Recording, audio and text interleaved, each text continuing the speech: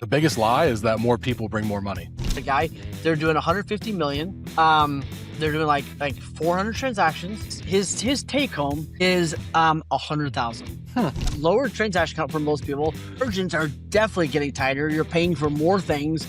So why do you think teams collapse?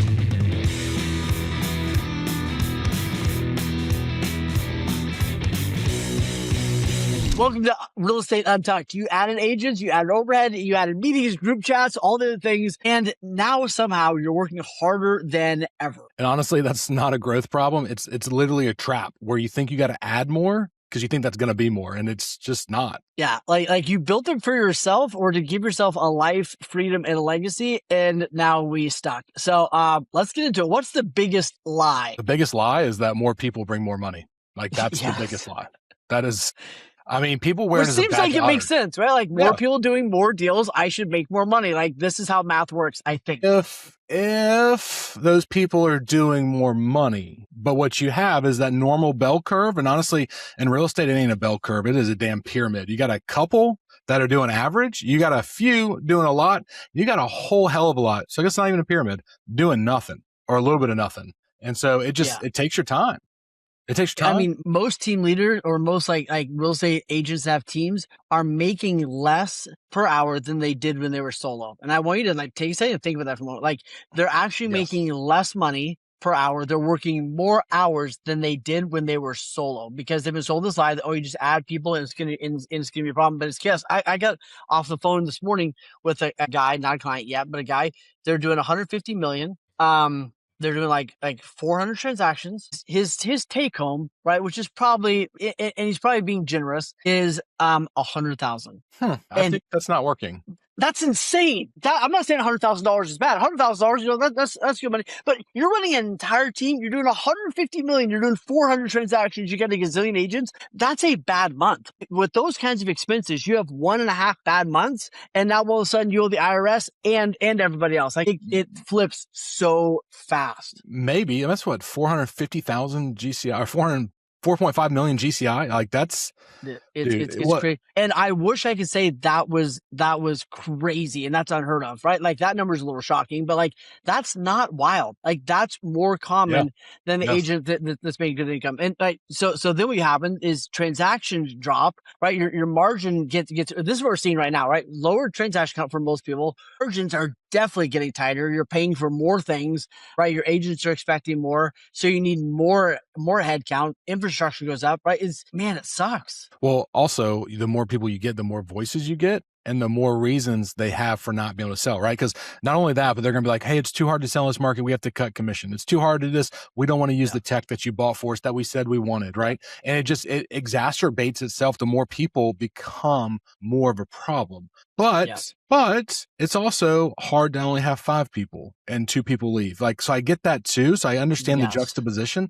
But guys, we're giving away too much commission. Most teams I see and I've consulted with, they're giving away way too much commission, right? And they can't make money because what they're do also you think is the selling. number? Like, Brad, what do you think is the number that most people need to be on? Oh, I do think 50-50 is a little strong, a little hard. I do. I get that. I've got friends that have their whole companies and teams on it. And I feel like if you're doing that, then what you're providing better be everything. I mean, I actually know some that are getting less than that, but you better be providing the leads, the follow-up. You better be doing the deals. Like really the agent should just literally shake hands, write the offer and go away. But I mean, I have found 70-30 is a fair for what you provide. Now, if you're not providing crap, like literally crap, then yeah, you're robbing people and you shouldn't even charge them anything. It shouldn't be a team. But the reason you're a team is because you're providing services, you're collaborating together, you're pooling resources to further the team, and that has to be equal. But I would say, I think 70-30 is good. I mean, other than that, like you're losing money. It's hard to do 70-30 Dude, you're too. so nice. I mean, most teams need to be 50-50. Like they need to be 50-50, 60-40, maybe like 50-50 and maybe it graduates to 60-40 or 65-30, maybe, right? Like after you've done 200 transactions with the team, cool, you get a 5% bonus. And that's not to be a jerk to the team members. It's the reality. It costs you a shizzle ton of money to run a team, right? And most people are like, well, if everything works perfect, I'll make money. Right. Guess what? It ain't gonna work perfect. It ain't gonna work perfect. You're gonna get sued. by somebody at some point. You're going to have to buy a $3,000 refrigerator for somebody because somebody missed something. You're going to have to, I mean, like, those are the things, right? Which goes into an episode we're going to do a little later on, which talks about how do you reiterate your value to your team. We're going to get to that. Go watch that episode soon. But that's a big part of it. So I think you've got to do the math, and you got to do the real math, not the best day ever math. And For sure. Going back to the reason of all this, a big point of it is because they don't do the boring stuff on the way up. They just add agents. Well, I think that goes back to, and this may not be the conversation for today, but like actually creating the team. I have people all the time go, hey, I want to start a team. What do you think? Hey, will you advise me through this? And half of them don't know what their niche is or what they're actually providing. They just have a couple of like tag-alongs that are in the office that aren't doing as much business. And they're like, well, hell, I'm doing 10 deals and they're doing 3. We should start a team because I know what I'm doing. And then it's like, hey, let's give you super high splits, not provide anything, but all the bills come to you, right? Yeah. And that makes you a leader somehow. Well, and what actually survives and thrives is structure and process. I know people are probably getting tired of saying it, but structure, process, and what that looks like is in the beginning going, does this make sense? Yeah. And I would challenge everybody to do this. Write out your org chart. Hey, we want to do 200 transactions as a team. Cool. Right now you're at 30 transactions as a solo agent or 60 or whatever it is. But I want to do 200 transactions as a team. Okay, who do I need doing what to be able to do that? And then does the math, right? To decide that I'm going to pay this person this much. I'm going to pay this person this. Here's like do a projected profit loss. And by the way, if you want help with that, do not call me. I'm joking. Call Brad. Right? He loves geeking out in a good Excel sheet. Right? If you can't do your own, get somebody to help you. Right? But that's where it starts. And then I know this is unsexy, but build slow. As you do things, press record. Write the process. How do we do an open house? Here's how we do it. How do we prep for a listing appointment? Here's how we do it. How do we take it off the market? Here's how we just write down the processes. And that's how you actually start building a team to get you out of a job so you can go to the next level of what you need to be doing. Yeah, 100%. So why do you think teams collapse? Like right now, why are you seeing some teams disband? Why are you seeing some teams, and I've got some ideas, but what do you think is going on there? Hey, really quick, you know how YouTube works. Like and subscribe so we know this is working and it keeps pushing the content out. Yeah, this is what we do as a passion project. Wayne got his own coaching, I got my real estate, but we've come together because we want y'all to learn from all our scars and mistakes. So that like and subscribe means the world to us because it means you care and it means we can keep giving, and also it makes us look cool with my mom. Absolutely. I think 2 things. I think 1, the money doesn't make sense, right? Like they're simply not making enough to weather the storm. So they're okay in the good times, but when there's some stormy times, or like, hey, December, January, it snowed 18 days. Like we didn't sell a house for, it stunted our progress. That really hits them hard. Yeah. Because they haven't done that because the money doesn't make sense. I think the second thing is, man, it's hard. I mean, you guys do it. How much you're offering your agents is exorbitant. Yes. Most people are simply not able to offer enough. And I think when the agents, we'll talk about this in a couple episodes, but when the agents go to their team leader and they go, why am I paying you this much money? Sometimes the team members have a hard time having that conversation because they know that there's more they'd like to be offering and they don't know how to do it because there's simply not enough cash, time, systems built, whatever it is, to be able to do that. So it's not. And it's getting harder and harder every day. Well, I think a thing that's really, like you said, collapsing teams is the cost. And I think it's the cost because people want to buy stuff to fix stuff. So for instance, they're like, hey, yeah, we'll do Zillow Flex. We're going to buy Zillow leads because my agents will do it. But if the agents are still getting the majority of the money and you're paying out 40, 50, 60, 10%, whatever it is in referral fees, and you got to pay to transact it, and you're paying for all the photography, and you're paying for all the staff and TC stuff, and the deal doesn't go through, guys, you're buying leads. Have you actually looked at leads? And like, I had a team reach out to me and they say, hey, I think I'm making money on leads, but I don't think I am.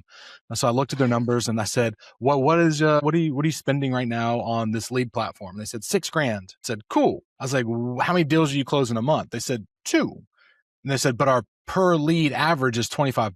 And I was like, no, but your per close average is 3,000, right? So are you getting 3,000 of that deal? They're like, oh no, these are $200,000 houses. So on you as the company owner that's paying the 6,000 or the team owner that's paying 6,000, you're actually negative on leads. So your agents can make money, but you're not making money because you're like, you don't need leads. And that's what happens, right? You hire agents, you feel like you owe them leads, which is what you probably promised them.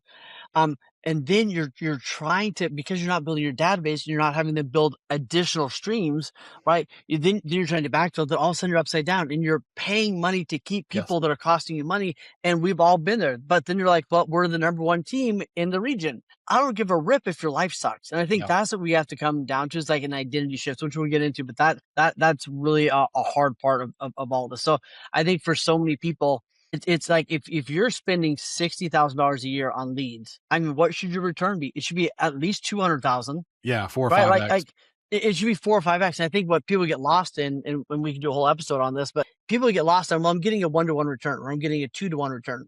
2-to-1 return is okay if you have an infinite amount of money. But if I only have $60,000 to spend, right? If you have endless buckets of $60,000, cool, go do the 2-to-1 return. That's awesome. But if you have one bucket of $60,000 to spend, you better go get the 5, the 6, the 7x. And you and I both know that usually that is not the way to go get it. I'm not saying those leads are terrible, but you better be building alternate things and have those going on. Yeah, and I will say, actually, we'll save it for a different one, but lead systems are very smart now. They know exactly what they're delivering, the odds, the statistics. They got it dialed in where you're not going to be 5xing your returns on most of these things, even though they might think you are. You're not. No.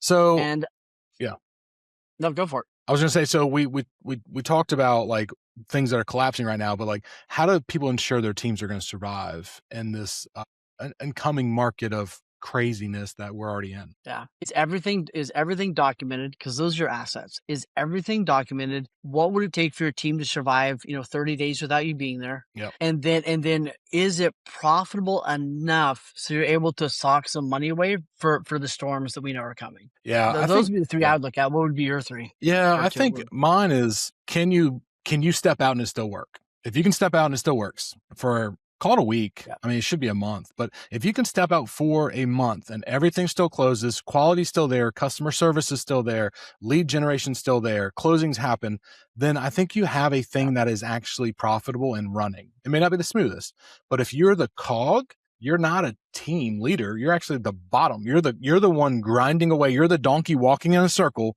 grinding up the corn for everybody else. So you've got to make sure that you've got the systems, like Wayne said, that will be there when you're not. And like you said, like just do a week. And here's the simplest way to do this. All right. So you say you step away for a day, 2 days, 3 days, whatever it is. What questions come at you? And ask yourself this question: what's causing this to come to me? Meaning, what have I not written down? What have I not made an SOP about? What have I not made a video about? What have we not taught somebody? Like what's causing this to come to me? If someone goes, hey, should I give this person a discount? Like, what's causing that to hit my plate? Okay, well, I need to have a framework for when we give discounts, when we don't. Hey, what do I do about this? That question is coming to me because I probably haven't written out or built a process for that somewhere that's easy access to. So that's a great way to just start building stuff. Like, what's coming at me? Why is it still coming to me? What would need to be in place for that not to hit my plate anymore? Yeah. If you want a whole list of stuff, we got lists for days. So if you need checklists, you want SOPs, whatever, like Brad has built so many of those. So comment below and we'll send you a bunch of those things we packaged together to help jumpstart this. So you can just tweak instead of start from scratch. True. I mean, it does sound like all we talk about is processes and systems on this thing, but like, I don't know, maybe you just got to hear it 4,000 times until you hear a certain, that's what the team leader should be doing, is just processes and systems, because they should have been or are good at real estate. That is number one. If you are good and have been good and built a business that is good, then you should document said good business so your agents can do good business. But actually, if you don't do good business or you're not doing a lot, who are you really trying to teach? Like, you're still learning. So like, why are we trying to teach already? But I digress. All right. So what's the real, what do we really gotta get through our heads for team owners and small indies and stuff like that? Get clear on the vision. Yeah. Does the math? Get clear on the vision. Here's where I want to be a year from now, 3 years now. And does the math coincide with that?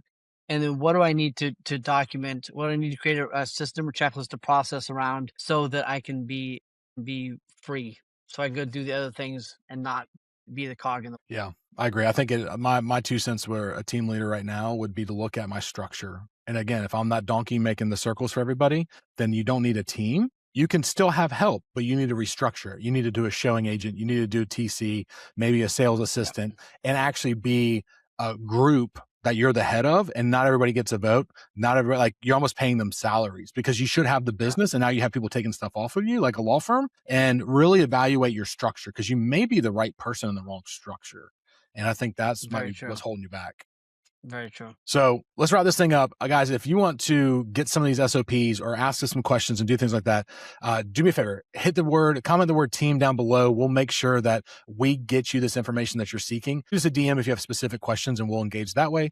As always, we do E4 and E5. If you want to see if you're a good fit for that, go to our LinkedIn tree and you'll see the invites, and we'll get an interview to see if you're a good fit for our in-person masterminds. Absolutely.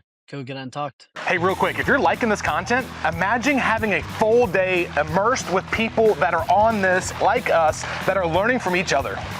Man, we do these kind of events, these intensive, a couple times a year, and if you know that you are the smartest person in the room and you need to get in some other rooms, this is the place to be, right? So apply, send us a message right now, we'll send you the application link, and see if you are the right fit to be in one of the rooms.